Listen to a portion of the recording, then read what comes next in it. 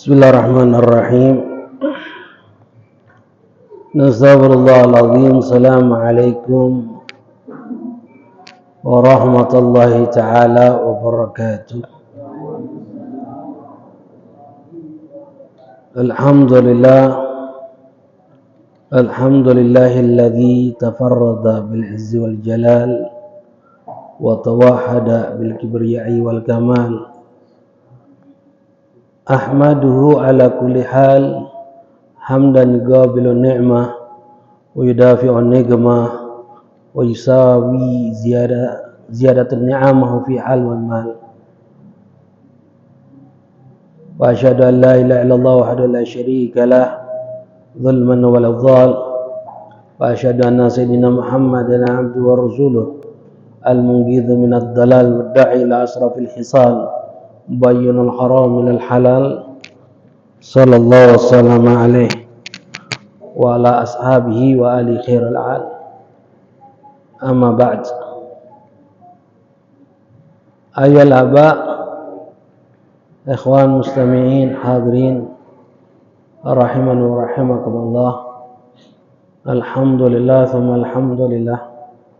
Puji syukur kehadirat Allah Subhanahu wa taala atas berbagai macam limpahan rahmat nikmat yang Allah berikan kepada kita, terutama nikmatul Islam, nikmatul iman, nikmat kita dijadikan umat Nabi Muhammad sallallahu alaihi wasallam. Dan begitu juga salat serta salam tidak henti-hentinya kita haturkan hadiahkan kepada kita Nabi Muhammad sallallahu alaihi wasallam beserta para keluarganya, para sahabatnya, pengikutnya hingga akhir zaman. Melanjutkan di dalam kitab Sulamul Taufiq yang dikarang Imam Abdullah bin Utsaimin Tahir rahimahullah, dan syarahnya kitab Mirqatus Syuhud At-Tasdiq yang dikarang Syekh Muhammad Nawawi bin Umar al-Bandani rahimahullah. Dalam terakhir minggu kemarin kita membahas dalam masalah arkanus shalah, rukun-rukun salat. Sebagaimana kemarin sudah kita bahas, arkanus shalah sabata asyarah. Rukun salat itu ada 17. Rukun adalah perkara yang diwajibkan di dalam salat. Yang pertama adalah niyah bi qalbi fi'li. Niat untuk melakukan salat itu di dalam hati. Jika itu salat wajib, maka wajib ta'yin. Ya'ayyinu dhatas sab'ul waqt wa yanwil fardiyah fil fardi. Niat usalli, kemudian tentukan salatnya, lalu sebutkan ke yang wajib kefarduannya. Usalli maghriba fardhan, usalli isya'a fardhan, atau balikan, usalli fardha maghribi, usalli fardha isya'i. Itu yang diwajibkan. Jika salat itu salat sunnah yang punya waktu dan punya sebab, yang diwajibkan cuma 2, usalli dan sebutkan salatnya. Usalli itu artinya niatku salat. Usalli duha, usalli ba'datul zuhri, usalli qablatul zuhri, usalli tarawih, usalli idul adha, usalli idul fitri. Itu yang diwajibkan. Kemudian jika itu salat sunnah yang tidak ada waktu dan tidak ada sebab, maka diwajibkan cuma hanya usalli. Lalu wa yaqul bi haitsu yasma'a nafsahu kullu ruknin qali Allahu akbar wa huwa tsani arkaniha. Rukun yang kedua adalah mengucapkan kalimat takbir Allahu akbar, serta yang merupakan rukun di dalam salat. Sebagaimana kemarin sudah kita bahas, rukun salat yang sifatnya takbir hukumnya wajib, tidak boleh digantikan dengan lafaz yang lain, harus kalimatnya Allahu akbar. Allah adalah nama zat, akbar adalah sifat Allah. Lalu yang ketiga, al-qiyamu fil fardhi li qadiri, berdiri bagi yang mampu di dalam salat wajib. Diwajibkan untuk kita berdiri di dalam salat wajib. Jika mampu untuk berdiri, maka wajib berdiri walaupun butuh bantuan. Tidak boleh salat dalam keadaan duduk. Jika ada orang salat dalam keadaan duduk, takbirnya tidak sah. Karena wajib berdiri. Itu sudah kita bahas. Lalu yang keempat, qiraatul Fatihah bil basmalah wa tasdidati wa muwalatiha wa tartibiha wa kharajul huruf min makharijiha wa adam al-akhri mukhil bil ma'na wa yahrum lahna alladhi lam yukhilla wa la yabtul. Yang keempat adalah qiraatul Fatihah. Ini yang terakhir yang kita bahas. Di antara syarat sah kita membaca suratul Fatihah, yang pertama adalah qiraatu kullu ayatiha, membaca setiap ayat-ayatnya, termasuklah basmalah. Ini katakan sab'a ayatin, 7 ayat. Ini katakan dihitung daripada kalimat basmalah. Bismillahirrahmanirrahim, alhamdulillahirabbil alamin, arrahmanirrahim, maliki yaumiddin, iyyaka na'budu wa iyyaka nasta'in, ihdinas siratal mustaqim, siratal ladzina an'amta 'alaihim ghairil maghdubi 'alaihim waladdallin. Ini 7 ayat. Bismillah itu hukumnya wajib. Jika salat tidak membaca bismillah, maka hukumnya tidak sah di dalam mazhab kita Syafi'i. Karena bismillah merupakan, di dalam mazhab kita Syafi'i, bismillah merupakan ayat di dalam setiap surat kecuali surat Al-Bara'ah. Jadi kalau ditanya surah pertama dalam surah Yasin adalah bismillah. Surah pertama dalam surah Al-Imran bismillah. Kenapa? Karena bismillah merupakan ayat di dalam setiap surat kecuali surat Al-Bara'ah, surat Taubah. Nah, apa hukum baca surah bismillah di dalam surah Taubah? Ulama berbeda pendapat. Ada yang mengatakan jika di awal salat, di awal surat hukumnya haram, ada yang pendapat mengatakan hukumnya makruh. Nah, kemudian jika di pertengahan surat membaca bismillah, ulama yang mengatakan haram hukumnya makruh, ulama yang mengatakan makruh jika di pertengahan surat hukumnya sunnah. Itu perbedaan pendapat ulama. Tapi salaf, para ulama tidak membaca bismillah baik itu di awal surat ataupun di pertengahan surat di dalam surah Bara'ah. Sedangkan di dalam surat-surat lain disunnahkan setiap awal membaca surat disunnahkan untuk membaca bismillah. Jika di pertengahan surat ulama berbeda pendapat. Ada yang mengatakan mensunnahkan untuk baca bismillah, ada yang mengatakan tidak mensunnahkan untuk membaca bismillah di pertengahan surah. Makanya terkadang imam kalau baca ayat Quran di pertengahan surat itu tidak memulainya dengan kalimat bismillah, kalimat basmalah itu tidak dibaca. Tapi dalam suratul Fatihah basmalah merupakan ayat di dalam suratul Fatihah. Jika solat kita tidak membaca bismillah, hukum solatnya tidak sah di dalam mazhab kita Syafi'i. Di luar mazhab Syafi'i seperti Hambali, Hanafi itu mengatakan bismillah bukan merupakan ayat di dalam suratul Fatihah. Mengatakan sedangkan sab'a mathani 7 ayat itu dihitungnya dari mana? Dari alhamdulillah. Alhamdulillahirabbil alamin, arrahmanirrahim, maliki yaumiddin, iyyaka na'budu wa iyyaka nasta'in, ihdinas siratal mustaqim, siratal ladzina an'amta 'alaihim ghairil maghdubi alaihim waladdallin. Itu 2 ayat. Jadi 7 ayat. Basmalah bukan merupakan ayat dalam surat Al-Fatihah. Itu sebagian ulama. Tapi Syafi'i mengatakan bismillah merupakan ayat dalam surat Al-Fatihah. Lalu apa yang harus kita lakukan jika imam tidak membaca basmalah? Jika imam tidak membaca basmalah, mayoritas pendapat ada 2 pendapat. Makmum yang bermadzhab Syafi'i apa yang harus dilakukan? Pendapat yang pertama, itu tergantung i'tiqad makmum. Jika makmum meyakini imam ini batal, maka wajib mufaragah, wajib niat misah salatnya, baik di Indonesia ataupun di Mekah. Masalah seperti orang pergi haji, jika dia i'tiqad imam ini tidak baca bismillah, mufaragah, wajib hukumnya. Jika tidak mufaragah, batal salatnya. Ini pendapat pertama. Lalu ada yang kedua lagi, pendapat yang kedua. Itu apa? Tergantung i'tiqad imam. Jika imam meyakini basmalah itu tidak wajib, sebagaimana i'tiqad di dalam mazhab Imam Hambali atau Hanafi dikatakan, maka makmum boleh yang bermadzhab Syafi'i meloi imam tersebut. Karena ada pendapat kedua tergantung i'tiqad imam. Jadi salat meloi be imam tersebut tanpa perlu mufaraqah. Meloi salatnya. Itu perbedaan pendapat ulama. Paham dalam masalah ini? Kemudian jika imamnya bermadzhab Syafi'i, kemudian imamnya tidak baca bismillah dengan alasan melok yang cak di Mekah atau melok yang di Madinah atau melok yang di Saudi, maka hukum sholatnya harus wajib mufaraqah makmum. Bagaimana nak melok i'tiqad imam sedangkan imamnya bermadzhab Syafi'i, sedangkan Syafi'i mewajibkan baca bismillah. Paham dalam masalah ini? Itu yang pertama. Lalu yang kedua, mura'atut tasydidatiha, menjaga tasydid dalam surat Al-Fatihah.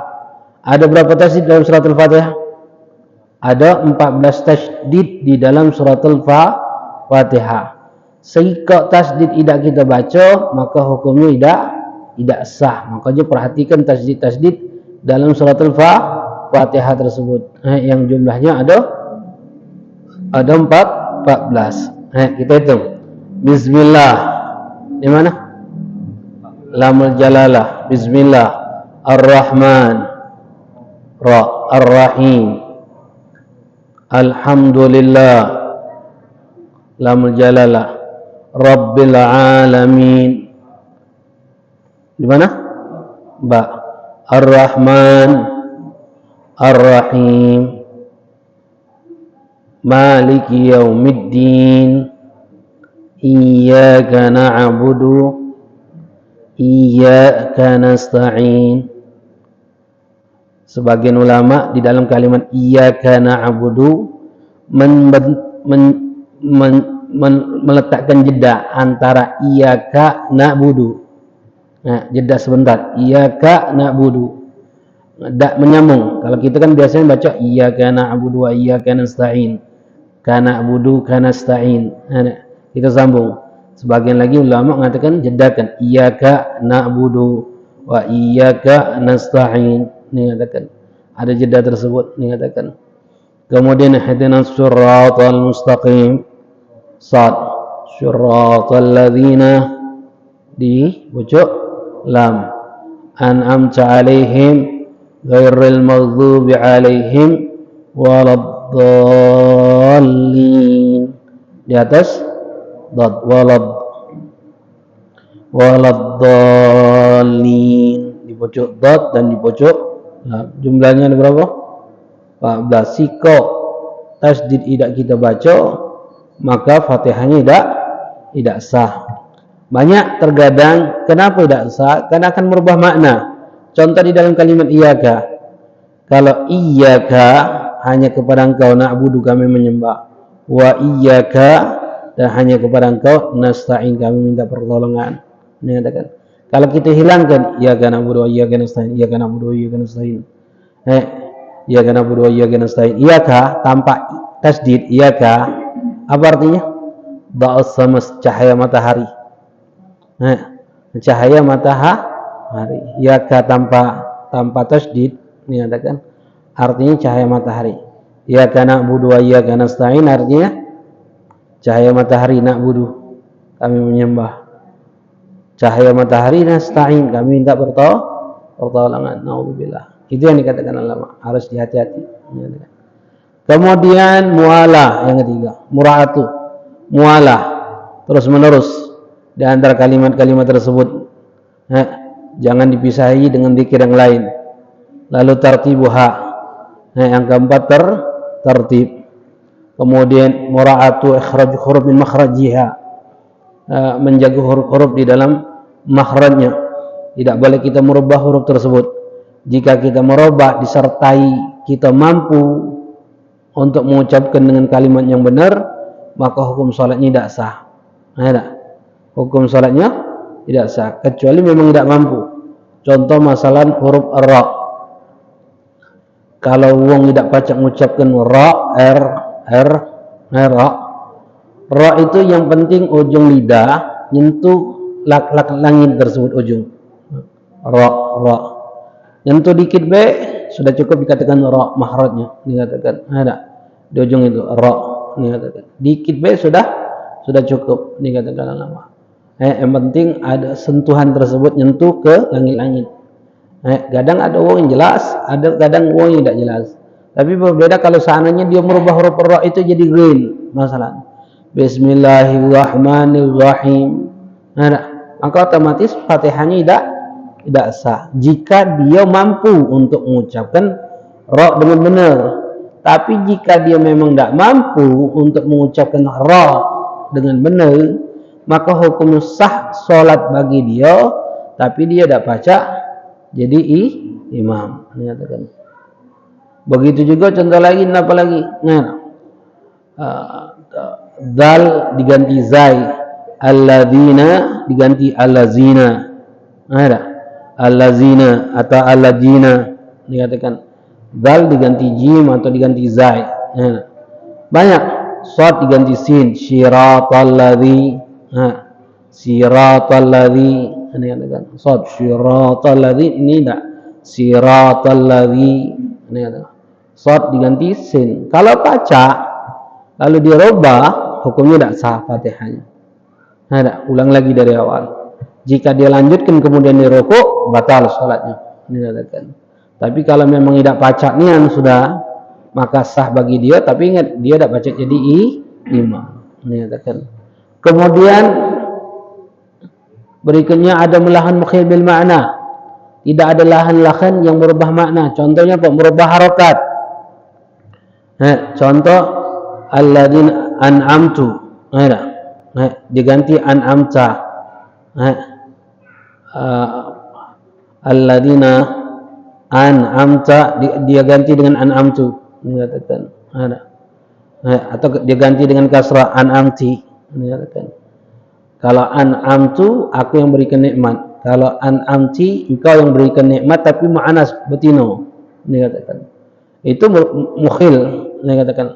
Lahan yang merubah makna, hukumnya tidak sah, dikatakan. Atau contohnya kaf di dalam iyaka ini iyaki na'budu iyaki itu juga dikatakan ulama merubah makna, tidak boleh. Kemudian mustaqim diganti nun, mustaqim waladhdallin diganti waladhdallin. Nun diganti mim. Itu hati-hati. Banyak ada yang sebagai seperti. Kemudian qira'atu bil Arabiyah, harus menggunakan bahasa Arab, dikatakan. Kemudian ada musharrif, tidak boleh membelokkan di dalam surat Al-Fatihah. Contoh masalah ada Bismillahirrahmanirrahim, Shim, Alhamdulillah. Atau Shim, Alhamdulillah Rabbil Alamin. Bersin, Alhamdulillahnya untuk bersin. Ini katakan membelokkan di dalam Fatihah itu boleh tak? Tak boleh, itu nama. Jadi setiap rukun ucapan tidak boleh melafadzkan kalimat tersebut, ucapan tersebut kecuali hanya untuk ucapan sholat.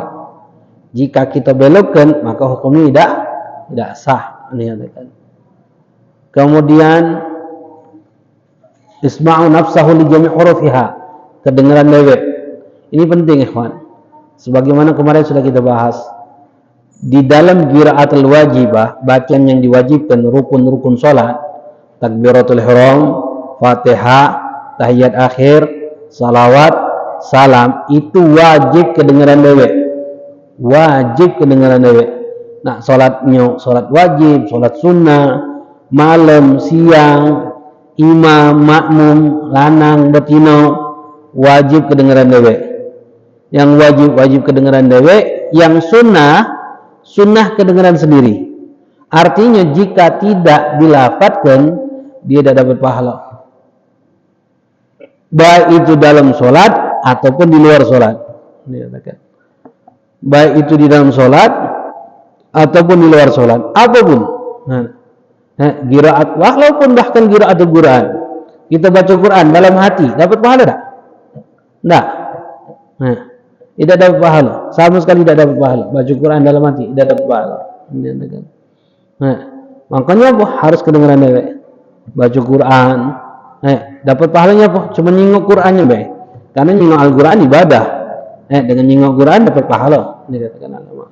Tapi bacaan itu tidak dapat pahala. Zikir, salawat jika dalam hati tidak dapat pahala. Kapan dapat pahala itu? Jika kedengaran dewek. Wa ma yalfadhu min qawlin illa ladaihi raqibun atid, kata Allah. Tidaklah satu lafaz diucapkan kecuali di situ ada raqibun atid. Raqib dan atid ini akan mencatat kapan? Jika dilafadzkan. Jika tidak dilafadzkan maka tidak dicatat oleh malaikat. Baik itu baik ataupun itu buruk. Mencabut tapi dalam hati. Dosa tak? Dicatat oleh malaikat? Tidak. Zikir dalam hati. Catat tak? Tidak. Tapi yang harus dipahami, zikir ini kata ulama dibagi menjadi dua. Ada zikir lisan, ada zikir qalbi, zikir hati. Zikir lisan dia tidak dapat pahala sama sekali. Tapi zikir hati dia dapat pahala. Pahala dari mana? Memaknai bacaan tersebut. Seperti kalimat subhanallah. Subhanallah. Tapi dalam hati dia maknai. Dia dapat pahala apa? Pahala zikir qalbi tersebut, zikir hatinya. Zikir lisannya sama sekali tidak dapat pahala. Baca habis solat kita baca tasbih 33 kali, alhamdulillah 33 kali, Allahu akbar 33 kali. Dalam hati tidak kedengaran dewek, dapat pahala tak? Tidak. Tidak sama sekali dapat pahala. Paham? Dan zikir walaupun dilafadzkan jika tidak memahami maknanya, tidak dapat pahala juga. Baca subhanallah, tanya apa makna subhanallah, tidak tahu, tidak dapat pahala. Kecuali Quran. Quran itu kalaupun tidak faham tetap dapat pahala. Tapi kalau zikir harus difahami maknanya. Tidak faham tidak dapat pahala. Paham? Makanya pahami itu. Zikir itu yang dikit-dikit itu pahami makna subhanallah, alhamdulillah, la ilaha illallah, Allahu akbar. Itu tuh harus dipahami, jangan sampai tidak paham. Arti salat Allahumma shalli ala sayyidina Muhammad wa ala ali sayyidina Muhammad. Allahumma shalli ala sayyidina Muhammad wa alihi wasallam. Allahumma shalli ala Muhammad wa alihi wasallam. Harus pahami maknanya itu. Jika tidak memahami maknanya tidak dapat pahala. Tidak dapat pahala. Jika tidak dilafazkan tidak dapat pahala. Tapi zikir hati dapat pahala. Zikir hatinya itu ketika dia mengagungkan Allah itu, mengingat kepada Allah Subhanahu wa taala, itu dapat pahala. Zikirnya dia tidak dapat pahala. Makanya hati-hati. Kapan dapat pahala itu? Ketika dilafadzkan. Itu yang katakan ulama. Kemudian yang terakhir, iga jami hurufiha ba'da qiyamul wajib. Terjadinya baca suratul Fatihah itu sudah posisi berdiri dalam salat yang wajib, kata ulama. Itu membaca suratul Fatihah yang merupakan rukun di dalam salat. Wajib kita baca Fatihah, baik imam ataupun makmum, dewean ataupun berjamaah. Di dalam setiap rakaat kita wajib untuk membaca Fatihah. Itu dalam mazhab kita Syafi'i. Wajib baca Fatihah. Kecuali sikap kondisi dalam mazhab kita Syafi'i tidak mewajibkan kita baca Fatihah kapan? Ketika kita masbuk, tidak sempat baca Fatihah bersama imam karena baru masuk. Mulai takbir Allahu akbar, bismillahirrahmanirrahim, imam rukuk Allahu akbar, tinggalkan Fatihah kita langsung rukuk sama imam. Jika rukuk dengan ukuran subhanallah bersama imam, maka dapat satu rakaat, Fatihah kita ditanggung oleh imam. Kecuali sikap itulah. Itu dalam mazhab kita. Di luar mazhab Syafi'i seperti Hanafi, jika imam baca Fatihah, makmum tidak wajib baca Fatihah. Cukup dengar kembali atau melok ibe. Baik itu salat yang diwajibkan untuk dikencengkan, salat maghrib isya, atau yang disirkan pelankan zuhur asar. Itu pendapat yang pertama. Ada lagi yang pendapat yang kedua adalah jika kita sebagai makmum, jika imamnya mengencengkan bacaan, makmum tidak wajib baca Fatihah. Jika imamnya memelankan bacaan seperti zuhur asar, makmum wajib baca Fatihah. Itu luar mazhab Syafi'i.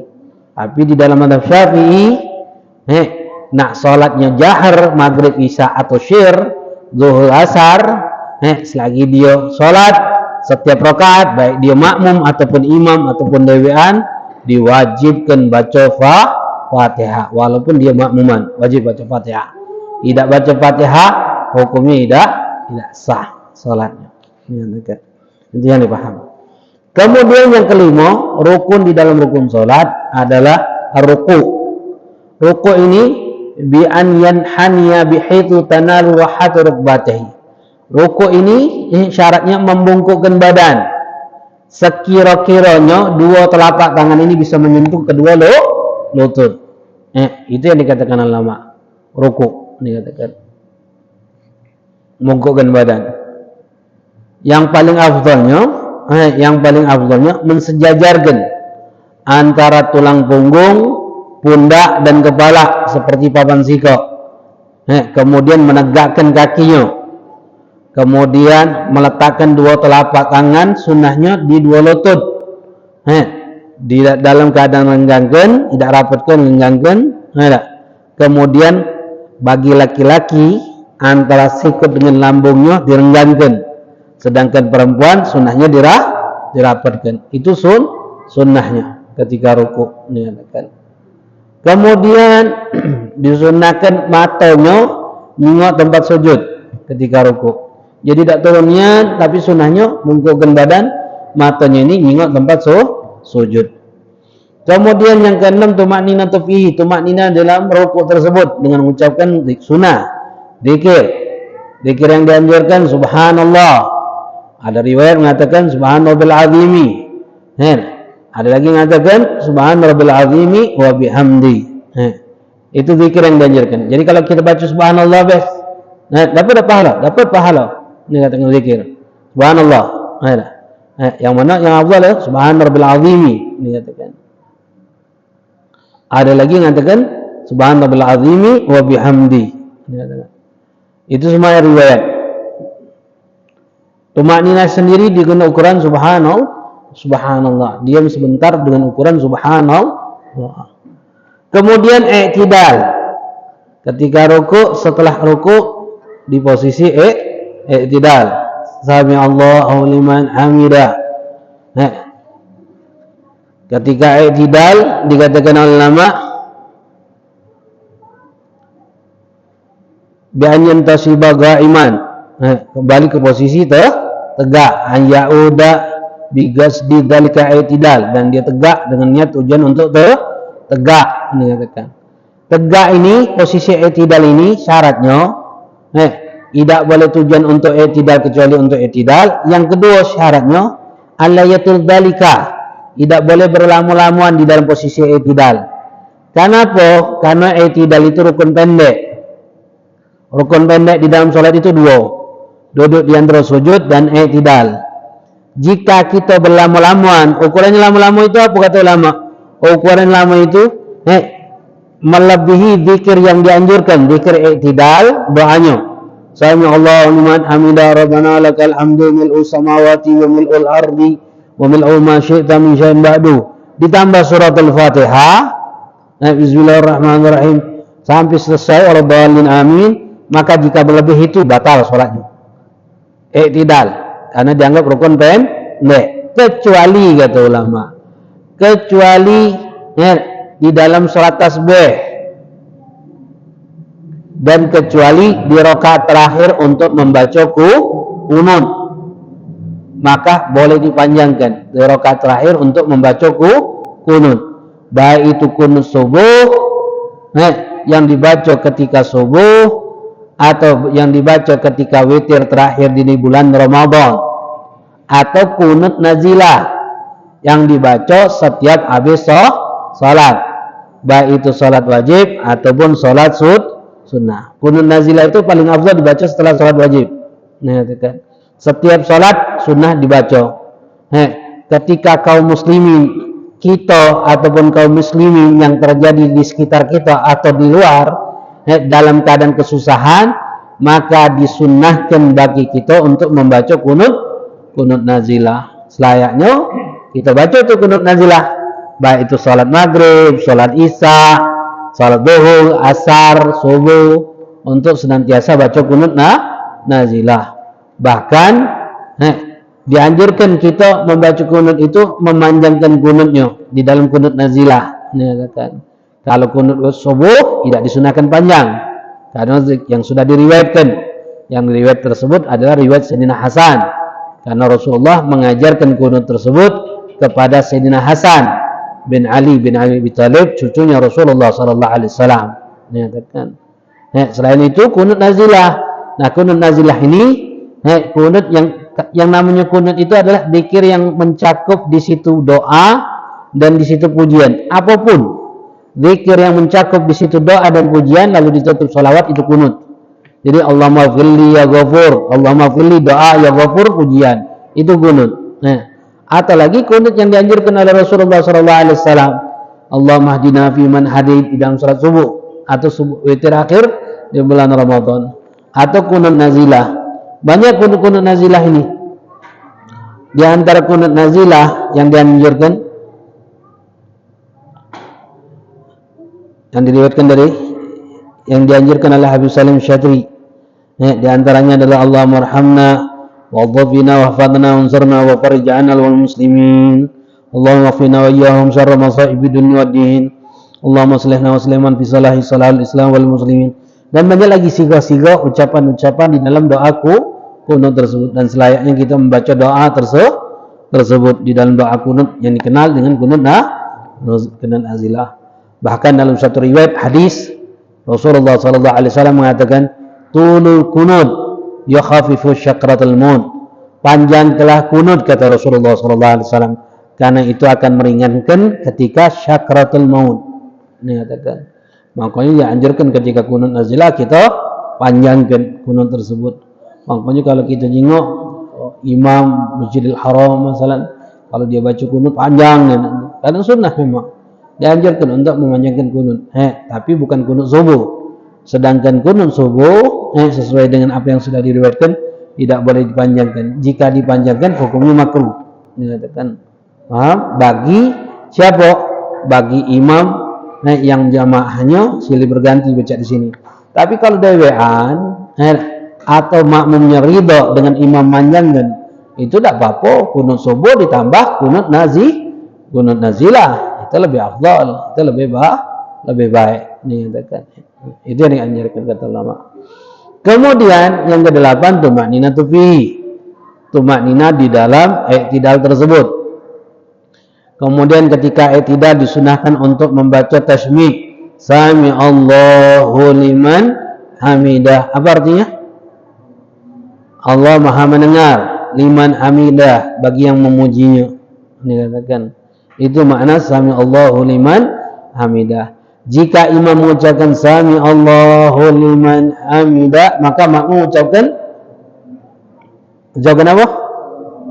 Sami Allahu liman hamidah, bukan Rabbana lakal hamdu. Nah, itu dalam mazhab kita Syafi'i. Di luar mazhab Syafi'i, Hanafi, Maliki, Hambali, jika imam mengucapkan sami Allahu liman hamidah, maka makmum mengucapkan apa? Rabbana lakal hamdu. Itu di luar mazhab Syafi'i. Tapi Syafi'i, jika imam mengucapkan sami Allahu liman hamidah, makmum mengucapkan sami Allahu liman hamidah, baru membaca doa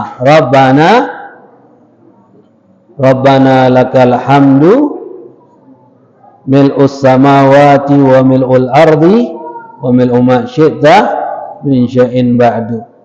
Apa artinya? Rabbana lakal hamdu, ya Allah ya Tuhanku, lakal hamdu untuk pujian, mil'us samawati menyeluruh pujian itu seluruh langit-langit, wa mil'ul ardi menyeluruh seluruh muka bumi, wa mil'u ma syi'ta min syai'in ba'du menyeluruh selain langit dan bumi yang sudah kau ciptakan. Ini katakan pujian kepada siapa itu? Kepada Allah. Kemudian sunnah tambahkan hamdan katsiran tayyiban mubarakan fihi. Jadi Rabbana lakal hamdu hamdan katsiran tayyiban mubarakan fihi. Hamdan katsiran, pujian yang sangat banyak. Hamdan katsiran tayyiban, yang penuh dengan kebaikan. Mubarakan fihi, yang penuh dengan keberkahan di dalam pujian tersebut. Mil'u samawati wa mil'ul ardi wa mil'u ma syi'ta min syai'in ba'du. Itu pujian kepada Allah Subhanahu wa taala. Sunnah panjangkan. Hamdan katsiran thayyiban mubarakan fihi. Tambahkan itu. Sunnah bagi siapa? Bagi yang sholat dewean atau makmum. Sedangkan imam, jika makmumnya sulit berganti baca di sini, imam tidak sunnah untuk nambahkan. Kalau nambahkan apa hukumnya? Makruh. Kalau nambahkan hukumnya adalah makruh dikatakan. Kemudian yang ke-9, sujud marratan fi kulli rakaah. Sujud 2 kali di dalam setiap rakaat.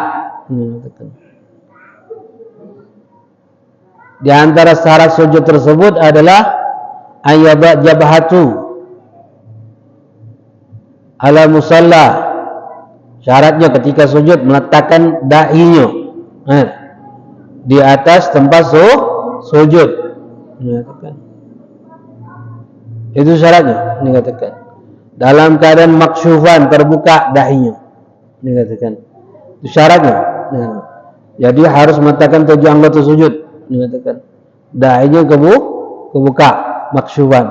Jadi kalau sholat dahinya ketutup dengan kopiah, dengan mengkena masalah sadar, tidak. Harus ada bagian dahi ini nyentuh tempat sujud. Dahi ini mana? Batasannya lekukan ini. Suatu kan? Panjangnya, lebarnya tempat tumbuh rambut sampai hajib alis. Ini dahi, nyentuh baik sininya baik tengah. Yang penting kulitnya kena cukup, maksyufan dalam keadaan terbuka. Makanya dalam sholat itu, kalau 7 anggota sujud itu, kalau dahi wajib terbuka. Sunnah ketika sujud itu hidung juga sujud dikatakan. Letakkan juga hidung dikatakan. Mutasakkilan biha wa mungkisan. Kata ulama, mutasakkilan biha, harus ditekan, harus diberatin, mutahamilan, berat. Beratnya itu cak mana tekanannya tersebut?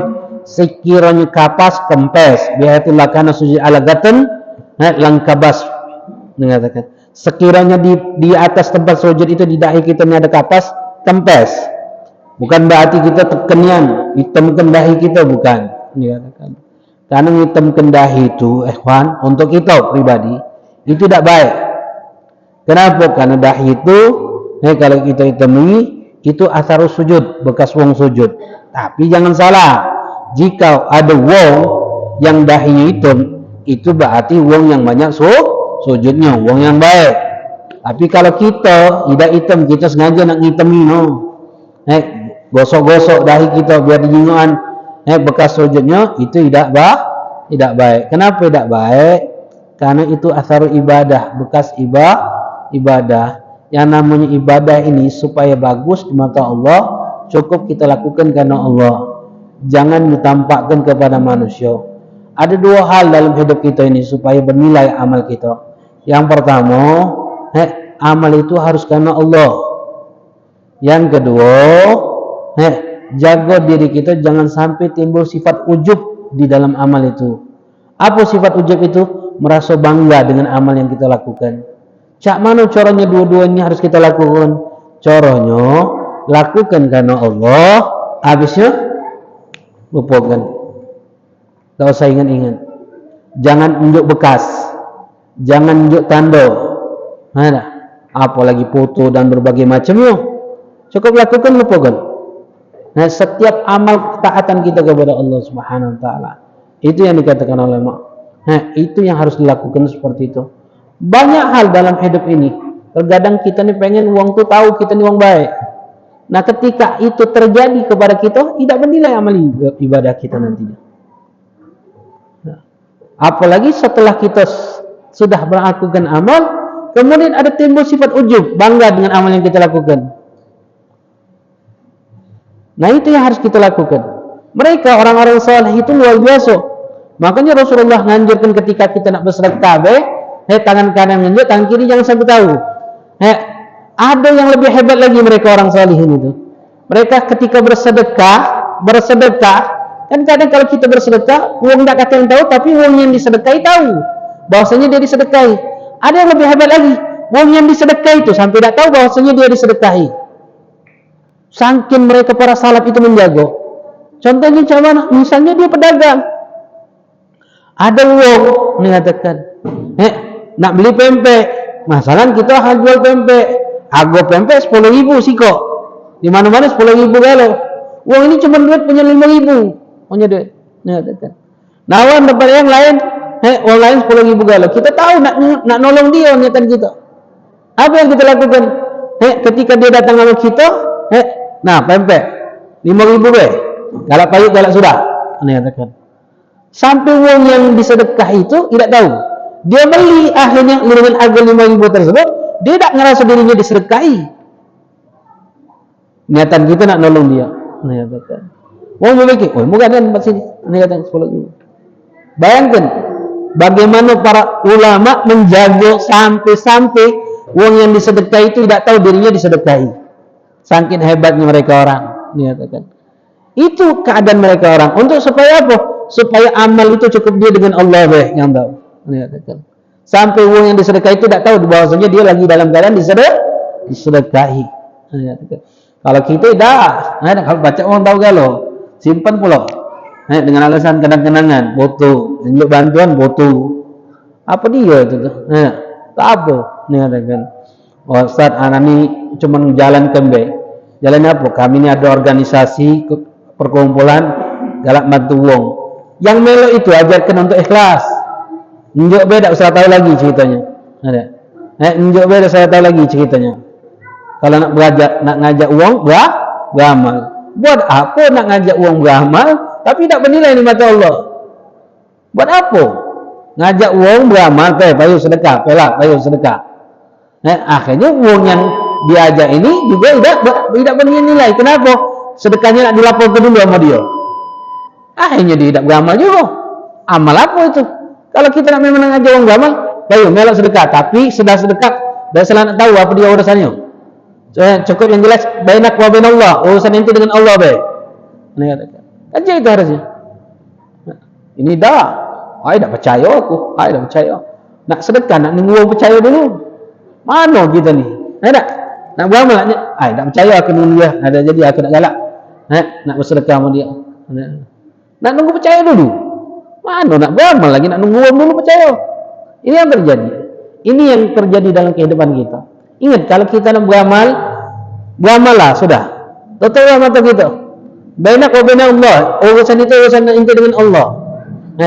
Masalah sampai tak sampai, duit itu sedekah itu, amal itu, ada nyampe ke uang atau tidak nyampe ke uang. Tidak boleh tidak tahu. Kenapa? Yang dijenguk oleh Allah itu bukan hasilnya. Yang dijenguk oleh Allah itu apa? Usahanya kita, amalnya kita. Nak sedikit, nak banyak yang dijenguk oleh Allah itu usahanya. Itu yang harus kita lakukan. Wallahu a'lam bishawab. Ada yang lambat? Nanti. Wallahu a'lam bishawab. Bismillahirrahmanirrahim. Alhamdulillahirabbil alamin. Allahumma shalli wa sallim ala sayyidina Muhammad wa alihi wasallam ajmain. اللهم ارزقنا بحمد نبينا محمد وسلم شرط الحمل كذا المقربين. اللهم اغننا بعلم زينا بحلم عقلنا بتقوى جميلنا بالعافيه يا ارحم الراحمين. اللهم اهدنا بهداك واجعلنا ممن شرف رضاك ولا تولنا ولا انشواك ولا تجعلنا ممن خالف امرك وحسبنا الله ونعم الوكيل ولا حول ولا قوه الا بالله العظيم. صلى الله تعالى على سيدنا محمد النبي الامي وعلى اله وصحبه وسلم. الحمد لله رب العالمين. سبحانك اللهم وبحمدك اشهد ان لا اله الا انت استغفرك واتوب اليك. هذا ما أقول لكم ولكم منكم. السلام عليكم ورحمة الله تعالى وبركاته.